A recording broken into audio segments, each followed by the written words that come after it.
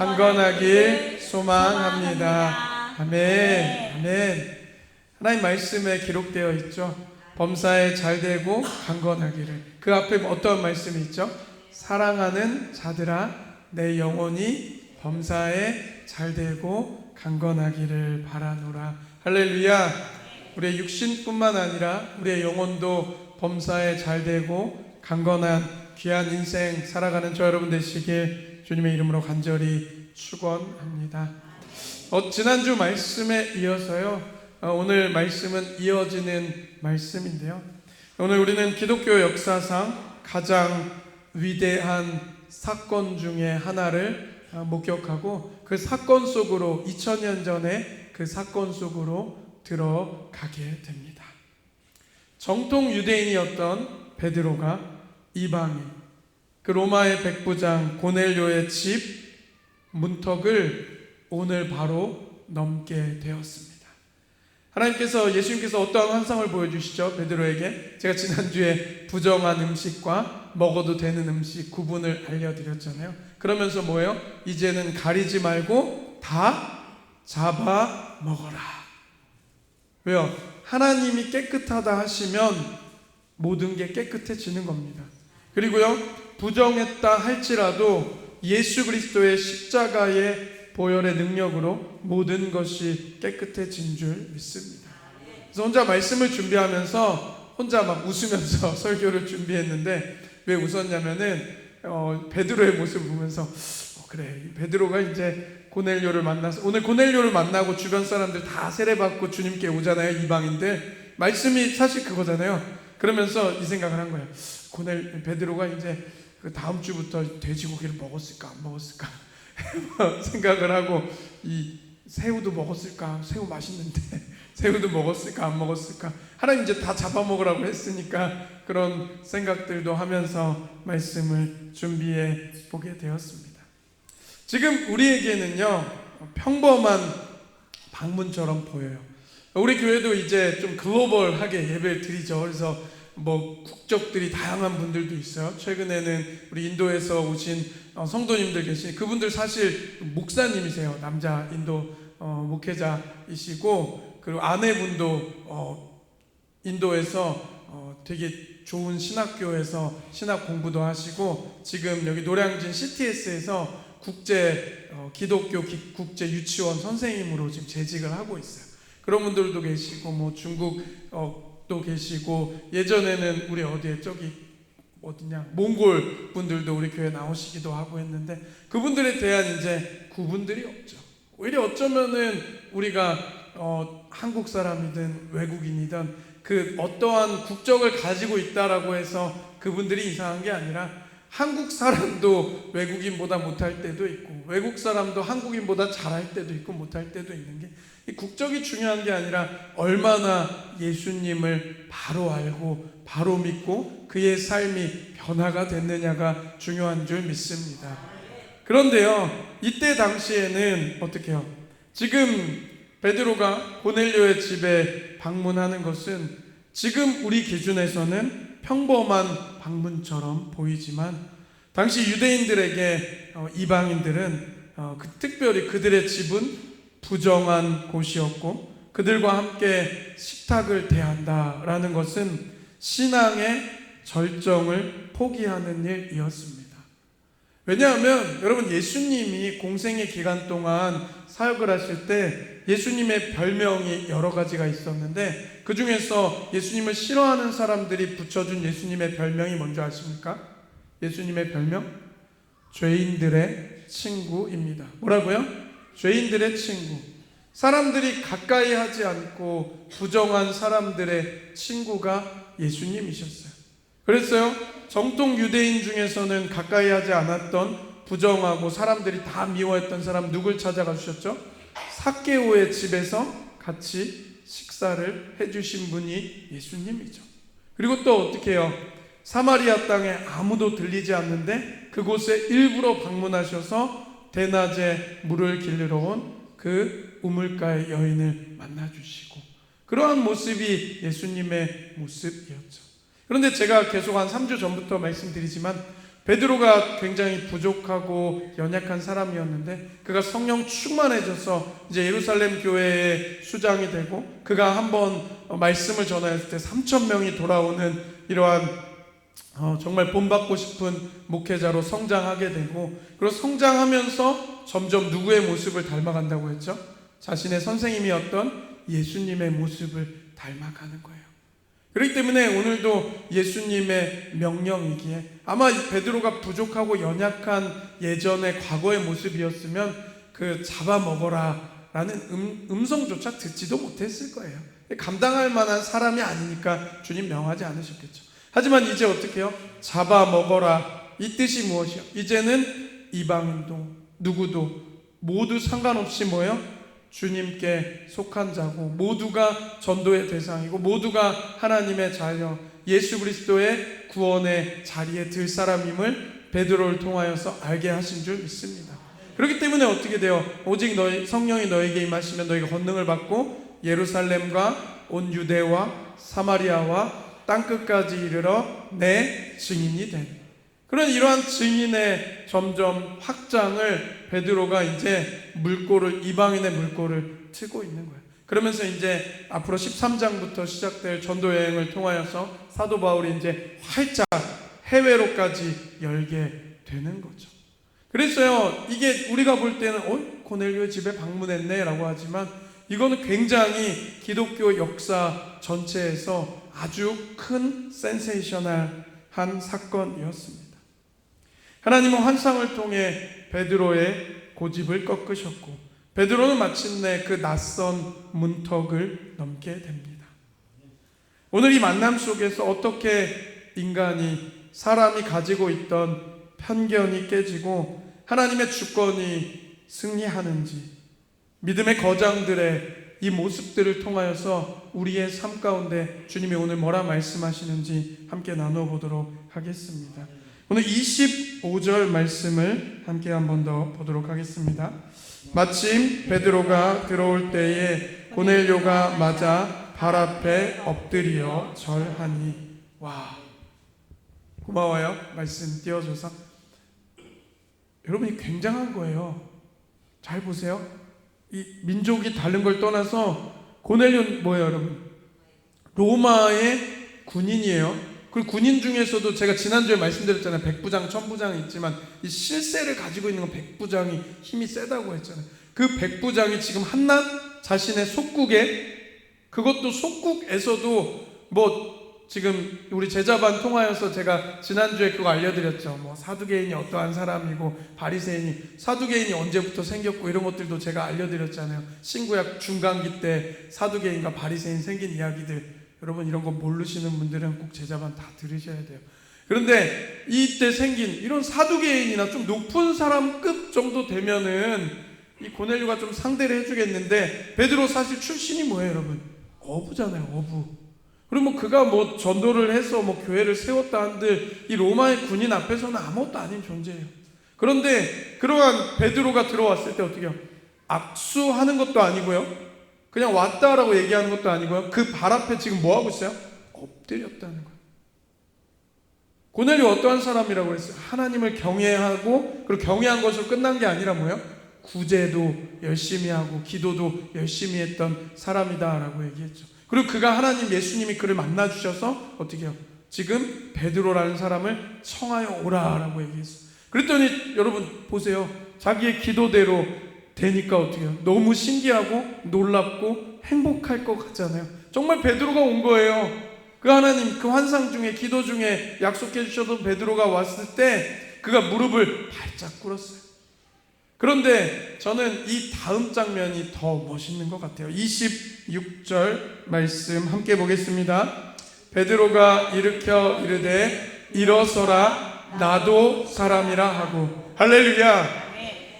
여러분, 이건 목회자들이, 지금을 살아가는 목회자들도 항상 조심해야 하는 부분이에요. 물론 목회자의 하나님께 주신 영적 권위에 기도를 받을 때라든지 이렇게 나아갈 때도 있지만, 이런 특별한 상황이 아닐 때도 목회자도 평소에는 똑같은 사람입니다. 그리고 예수님 제자 베드로도 마찬가지죠. 제가 말씀드렸잖아요. 베드로가 점점 어떻게 변했다고. 교회가 커지고 흥왕했는데도 어떻게 해요? 그 소외된 사람들, 그리고 뭐 주목받지 않은 사람들을 신방하다가 보니까 여기까지 오게 된 거예요.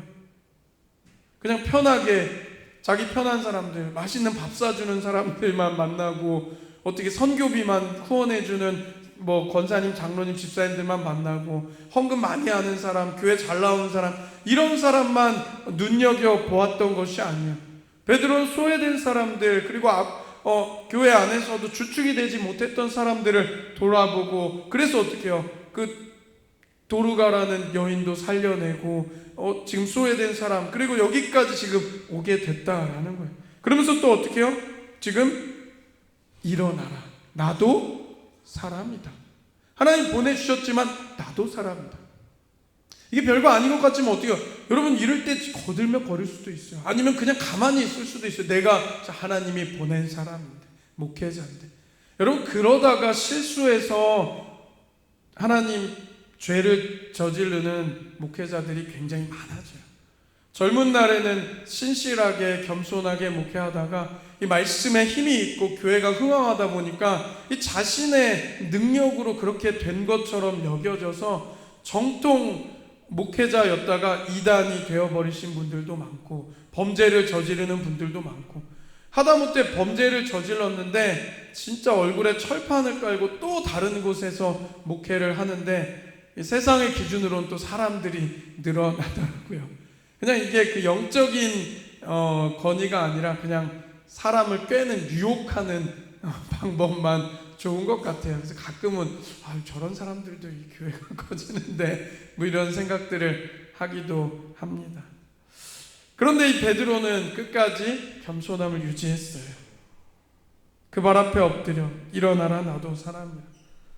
참된 사역자는요, 그 목회자뿐만 아니라 우리 평신도들도 마찬가지예요. 직분을 가진 사람들도 뭐 내가 엄청 잘 돼가지고 교회 안에서 봉사도 하고 섬기고 뭐 예물도 많이 드릴 수도 있고 하는데, 이런 것들이 이제 소문이 나다 보면은 어깨에 힘이 들어갈 때가 있어요. 저도 뭐 여러 교회들 사역했지만 그러한 가끔 교회들에서 보이지 않는 힘들이 보이는데 그분들의 배경 뒤에는 이러한 것들이 자리 잡고 있는 것을 보면서 이거 천국 가서 어떻게 주님 보려고 저러나 하는 생각들도 하게 됩니다. 그런데 참된 사역자는, 참된 주님의 제자는요, 결코 뭐예요? 그렇게 베드로가 지금 무릎 꿇지 않고 그대로 서 있었으면 누구의 영광을 빼앗은 거예요? 하나님의 영광을 가로챈 거예요. 하지만 어떻게 해요? 베드로는 하나님께 영광을 올려드렸잖아요. 여러분 우리가 무엇을 아셔야 돼요? 나의 낮아짐으로 하나님이 높아지면요, 하나님 나의 높아짐은 요 정도밖에 안 되거든요. 근데 예를 들어 볼게요. 하나님의 높아짐은 훨씬 높겠죠. 근데 제가 지금 팔이 짧아요, 여러분. 그래서 하나님이 높으시면 이만큼이라고 해요. 화면 넘어가긴 하네. 이만큼인데요, 내가 높아져봤자 이만큼이거든요. 근데 내가 낮아지고 하나님 여기까지 계시잖아요. 그럼 하나님이 어떻게 해요? 하나님은 어떻게 해요? 여기 있던 나를요, 원래는 요거밖에 못 가는데 내 힘으로는 이만큼 세워주시는 줄 믿습니다. 그게 하나님의 방법이에요. 겸손한 사람, 하나님께 영광을 올리는 사람, 하나님의 영광을 가리지 않는 사람의 모습이다라는 것입니다. 또한요, 고넬료는요, 베드로를요, 숭배한 것이 아니에요. 무릎 꿇었다 뭐 이렇게 해서 숭배하고 경배한 거 아니라 그가 하나님 대신해서 온 사람임을 인정하고, 그가 하나님의 말씀, 예수님의 말씀을 어떻게 전할지에 대한 기대가 있어서 무릎을 꿇은 줄 믿습니다. 그리고 아직 뭐예요? 하나님을 안 지 얼마 안 됐잖아요. 그렇기 때문에 자기가 할 수 있는 한에 최선의 방법. 왜냐하면 이 사람들 로마 사람이기 때문에 로마의 문화가 있었을 거예요. 그 문화대로 그는 예를 다했겠죠. 이 서툴고 부족한 방식이라도 하나님께서는 그들의 마음을, 베드로는 겸손함을, 그리고 고넬료는 그 안에서 주님의 말씀을 기대하는 마음을 주신 줄 믿습니다. 우리 또한 이러한 상황 속에서 주님께서 말씀하십니다. 나의 영광을 가리지 말고 겸손해라. 그리고 그렇게 나아갈 때 내가 너를 일으켜 세우리라 말씀하십니다. 베드로는 고넬료와 모인 사람들에게 자신의 변화된 확신을 다시 한번, 이들이 불안해할 수도 있잖아요. 고넬료 말고는 주변에 있던 사람들이. 그래서 다시 한번 이야기합니다. 28절 말씀 함께 보도록 하겠습니다. 이르되 유대인으로서 이방인과 교제하며 가까이 하는 것이 위법인 줄은 너희도 알거니와 하나님께서 내게 지시하사 아무도 속되다 하거나 깨끗하지 않다 하지 말라 하시기로. 아멘. 여기서 말하는 위법은요, 진짜 법으로 정해진 것은 아니지만 유대인들의 관습적 금기를 이야기하고 있는 거예요. 관습적 금기. 수십 년간, 그리고 자신의 선배들도, 자신의 부모도, 조상들도 그동안 따라왔던 종교적인 금기보다, 그 종교적인 금기 위에 누가 계시는 거예요? 하나님이 계시는 거잖아요. 하나님이 바꾸시면 변하는 거예요. 하나님이 바꾸시면 그 변화된 그 지시에 더욱 앞세워 갔다라고 고백합니다. 하나님은 사람을요, 피부색이나 혈통이나 사회적 배경이라는 외모로 판단하지 않으시는 줄 믿습니다. 하나님은요, 제가 이 말씀을 준비하면서 책을 읽다가 이 오늘 본문 관련된 책을 한 6권 정도 같이 읽고, 저는 요즘에 사도행전 공부하면서 제가 좋아하는 주석 한 3권이랑 제가 존경하는 목사님들 책을 이렇게 한 7권, 7권 정도 놓고 보는데, 제가 오늘도 말씀을 준비하면서, 어제 말씀 준비하면서 제가 존경하는 목사님 중에 이제 존 맥아더라는 목사님이 계세요. 이분은 제가 진짜 존경하는데, 설교하면서 저도 가끔 예화하고 이러지만 예화 하나도 안 하고, 그리고 결론도 안 내요. 근데 진짜 위대한 설교가 목사님이신데, 그러면서 던지는 거예요, 하나님께. 그러면서 저는 그래도 아직 부족해서 어떻게 살아갑시다 뭐 이렇게 얘기를 하는데, 이 목사님 그런 거 하나도 없어요. 그냥 하나님 말씀 있는 그대로 전해요. 말씀만 전해요. 강해만 해요. 그러면서 이 존 맥아더 목사님이 오늘 이 장면을 어떻게 말씀하고 있냐면은, 하나님은 이방인이라는 껍데기 아래 숨겨진 고넬료의 경건한 중심을 보셨고, 또 베드로는 유대인이라는 껍데기 아래 숨겨진 그 완고함을 주님이 다루셨다라고 말씀합니다. 어떻게 해요? 베드로의 그 유대인에 대한 고정관념과 그러한 것들을 깨부셔 주셨고, 그리고 또 뭐예요? 이방인이라는 그 껍데기 아래 있는 고넬료의 경건한 그 중심을 주님이 세워 주셨다라는 것입니다. 여러분, 복음 앞에서는요, 누구도 속되다 정죄받을 수 없는 줄 믿습니다. 그리고 그 2000년 전에 이 베드로가 그 고넬료의 집 문턱을 넘어섰기 때문에 오늘 우리도 이 자리에서 함께 예배하고 주님을 구주로 영접하고 하나님의 나라를 유업으로 받으신 줄 믿습니다. 할렐루야. 그래서요, 그 중간에 오늘 제가 말씀을 읽다가 44절로 건너뛰었잖아요. 사실 다 읽어야 되는데 내용이 길어요. 그 중간에 말씀 뭐냐면, 이제 베드로가 예수님을 전하는 설교의 내용이에요. 집에 가서 읽어보시면 되는데요. 근데 주목할 만한 것은, 그러다가 이제 44절 말씀을 함께 해보도록 하겠습니다. 44절 말씀입니다. 베드로가 이 말을 할 때에 성령이 말씀 듣는 모든 사람에게 내려오시니. 아멘. 뭐요? 베드로가 말씀을 뭐 할 때? 할 때. 여러분, 보통은요, 말씀이 끝나고 나서 이적과 기적이 일어나고 사람들이 변화됐거든요. 그런데 이 자리가 얼마나 중요한 자리였고, 하나님께서 얼마나 주목하고 계시고 하나님께서 일하길 원하시는지 어떻게 해요? 말씀 중간에 뭐예요? 성령이 말씀 듣는 모든 사람에게 뭐예요? 임재하였다라는 것입니다. 사도행전의 다른 기적들과 다르게 뭐예요? 성령께서 먼저, 이것을 성령의 선제적 승인이라는 표현을 하거든요. 이 성령께서 너무 이곳이 충만하고 너무 아름답고 너무 중요한 자리니까요, 말씀이 아직 끝나기도 전에 말씀 듣는 중간에 성령이 충만하게 임한 줄 믿습니다. 베드로와 그 일행이 주저하기 전에 하나님께서 먼저 이방인들을 뭐예요? 주님의 자녀로 인쳐 주셨다라는 것입니다. 그러면서 베드로가 이러한 모습을 목격했더니 이제 47절에 뭐라고 고백합니까? 이에 베드로가 이르되 이 사람들이 우리와 같이 성령을 받았으니 누가 능히 물로 세례 베품을 금하리요 하고, 할렐루야. 이제 아무도 그렇게 할 수 없다는 거예요.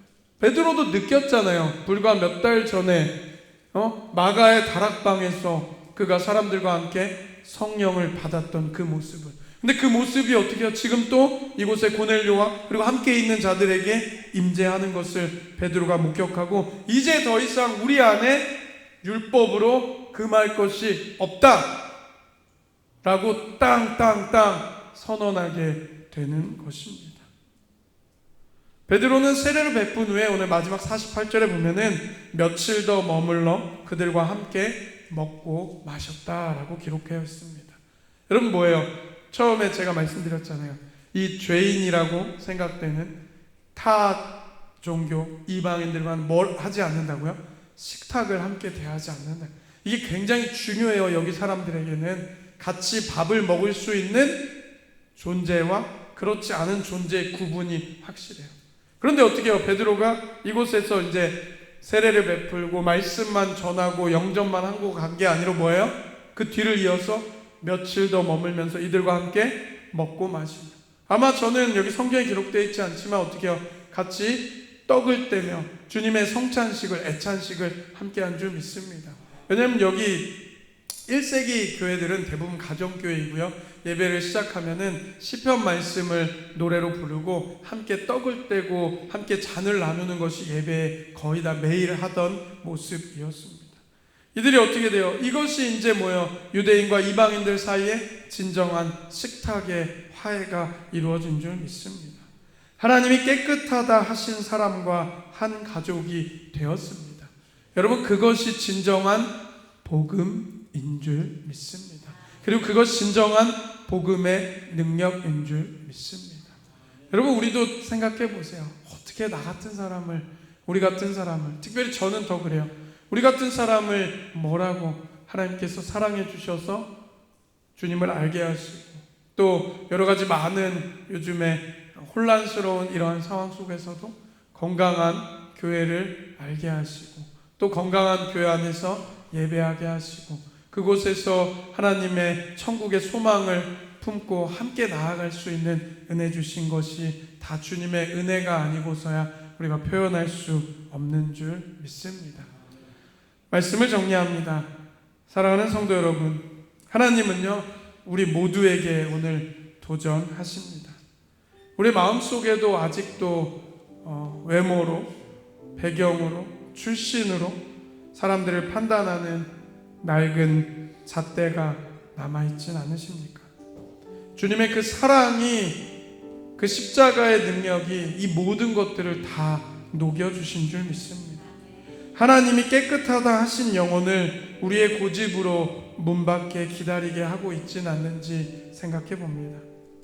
하나님이 받으신 사람을 우리가 거절하지 않길 소망합니다. 은혜는요 무엇입니까? 자격 있는 자에게 주어지는 것이 아니라 자격 없는 우리 같은 사람에게 먼저 주어졌기에 나도 은혜 받은 사람으로서 그 은혜를 나누게 하여 주시옵소서. 베드로가 그 문턱을 넘었을 때 그 고넬료의 집은 천국이 되었고, 교회의 역사는 다시 한번 새롭게 시작되었습니다. 우리 교회도 사람을 외모로 보지 않는 하나님의 시선을 회복하길 원합니다. 오늘 이후에 우리가 가진 편견의 자리를 정돈하고 하나님이 예비하신 영혼들을 향해 기꺼이 마음의 문을 여는 환대의 사람이 되시길 주님의 이름으로 간절히 축복합니다. 우리가 주신 말씀 기억하며 우리 함께 바다 같은 주님의 사랑 찬양하며 나가도록 하겠습니다. 가슴에 손을 얹고 고백합니다.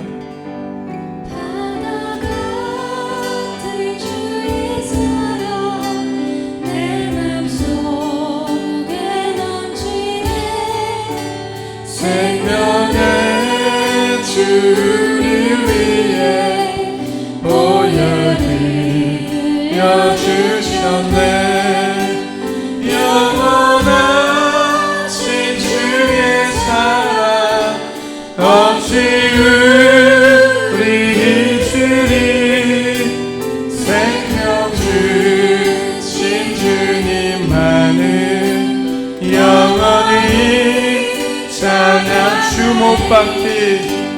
주먹 박힌 언덕 위에 생명. 조명을 다 내려주시면 감사하겠습니다.